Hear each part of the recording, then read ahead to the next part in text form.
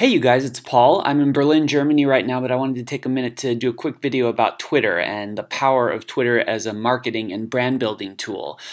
We all know about some of the big Twitter personalities, the presidents, the celebrities, the fitness models, the reality TV stars, and the scientists, but I got to admit that I was a little bit intimidated by Twitter to start with. I was comfortable with Facebook, I was comfortable with Instagram, but Twitter just seemed like a monster. You have to be really engaged, you have to be really involved, and it seemed like there just weren't enough hours in the day for me to manage all of these different social media outlets. In fact, companies have whole social media managers that they hire for a full-time salary to manage their brand this way. As a small business or a one-man show, you might not have the resources available to do that.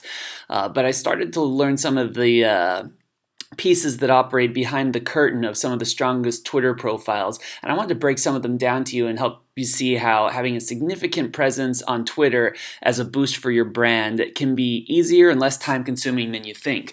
We're looking here at the Twitter page of Ian Sutherland. He's a British author of techno thrillers that doesn't have a huge international name recognition, but take a look at his Twitter numbers. He's made 256,000 tweets over the course of just over 7 years. He joined April 2010, it's September 2017 right now, has 105,000 people that he's following, and he has 119 followers and almost 10,000 likes. Those are some pretty great numbers. Consider 120,000 followers. If he was offering a product at $10 and he sent it out to everyone and only 1% of his followers purchased in any given year, that's still 1,200 sales at $100 is a six-figure income. It's pretty impressive.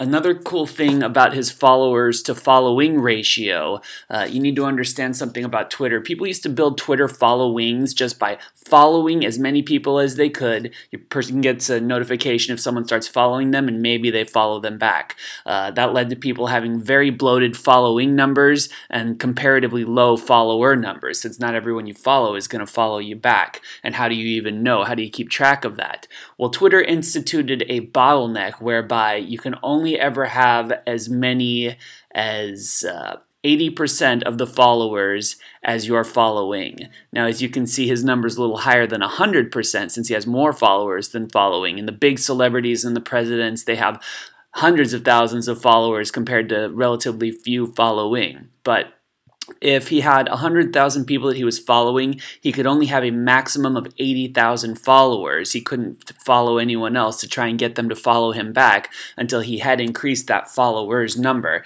It's to try and get people to keep people from building a huge but false following just by people who follow back everyone who follows them.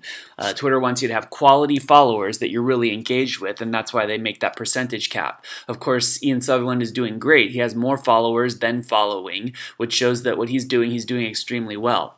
I want to come back to this number of tweets and emphasize how pretty incredible this number is. Let's do a quick calculation. Ian Sutherland has made a total of 256,000 tweets since he started in April of 2010. That's about 7.3, let's say 7.3 years. So let's figure out how many tweets he's made per year. It's this number divided by, I said 7.3. 35,000 tweets per year. What does that break down to tweets per day? We take this one, 365 days in a year. 96 tweets a day. How many tweets is that per hour? Let's say we're talking waking hours. So 16 waking hours in a day. That's 6 tweets per hour. We take 60 minutes in an hour, divide that by the number of tweets per hour. That's a tweet every 10 minutes. How does he find time to eat, or go to the bathroom, or write his books, which is what he's actually selling, or spend time with his family when he's making a tweet every 10 minutes? It's impossible. And yet there it is. There's the profile. You can look it up. Well, what you find out when you peek behind the curtain of some of these top Twitter performers is that a lot of what they do is automated, with tools and tricks and understandings about how Twitter works and how people engage with it. Mr. Sutherland probably only spends about 10 to 15 minutes a day actually engaging with his Twitter followers. The rest is all automated. And let's take a look at some of what he has. We have promotions of his books, reviews of his books. There's going to be a lot of that. giveaway on his books. You're going to find a lot of that, but here's a promoted tweet. That's an ad. That's not from him. Here's another review. There's a lot about his products, and that's going to happen, but you don't want this to be all that there is in terms of your tweet post. Then you're just pegged as a self-promoter and no one wants to hear what you have to say. Here, however, is a review of a different book, Secrets of the Sacred Scarab, at Fiona Robin. Fiona Robin is going to notice that she was mentioned by Ian Sutherland and probably like him back and send him a thank you, and that helps him become a more engaged Twitter follower. Here he's promoting another book. Here's some more of his own books. Another book that he's promoting. Here's a sponsored tweet.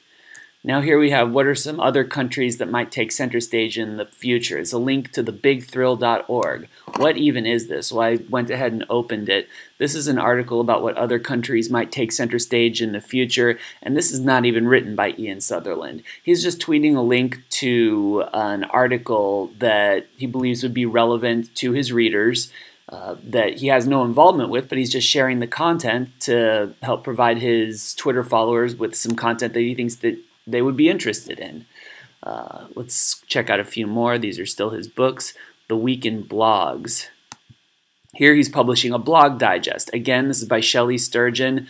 I'm pretty sure that, yes, Ian Sutherland isn't even on this list, but he's retweeting it so that his followers can see it if they're interested in it. He figures if they're interested in his books, they might be interested in this too, and he's providing relevant content to help himself seem like a relevant source of information for his readers. Now these are all usually publications from blogs, and the big secret here is that you can link the RSS feeds for these blogs to post to your Twitter page directly. So as soon as these blogs are published, without Sutherland even having to be involved or make another one of those tweets every 10 minutes, it tweets for him automatically from these RSS feeds of the blogs, and you can narrow it down so that it even targets keywords from those RSS feeds, so you're not just publishing everything that this blog publishes, but only things that you think might be of interest to your readers. Let's see what else we got here. Another book that he's helping promote. These might be his friends or just people he thinks is in the same genre of him, or just books that he thinks his Twitter readers might be interested in. 4 ways to use Instagram to market your books. This is helpful to other indie writers, and as you can see, this is from The Creative Pen by this lady, Joanna Penn.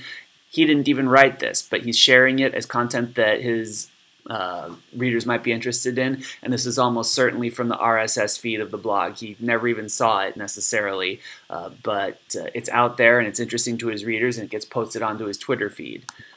There's a couple more examples I could show.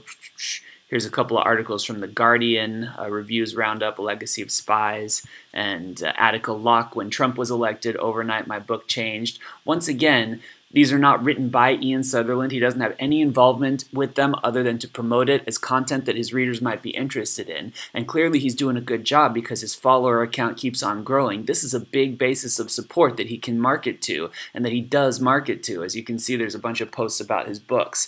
Another thing that we might find out if we scrolled further into this Twitter feed is that these tweets get posted repeatedly. The same content gets posted repeatedly. The reason for that is that Sutherland writes in English, and there are English speakers using Twitter in Australia, in New Zealand, in the United States, in Canada, in the United Kingdom, and all over the world. And he wants to make sure that these tweets are landing in each time zone that a follower might potentially be browsing Twitter, so that he can get engagement all over the world.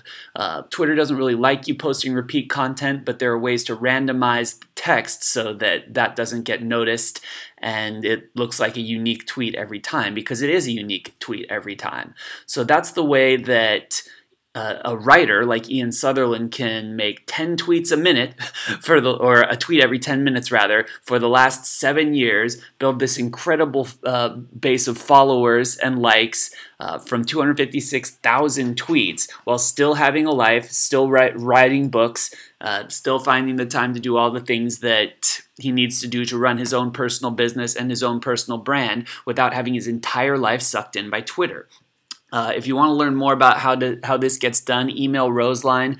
We can also help set up some of this for you. It's going to be a real boost, not just to a writer's business, but to any artist's business or any small business brand that wants to get noticed on Twitter. You know that everything and everyone finds its way on Twitter, and this could be the time for you to start getting involved in this Twitter conversation and getting your business noticed by this huge base of users that makes Twitter the thriving social community that it is. Thanks for watching, you guys. Make sure to give us an email or a call.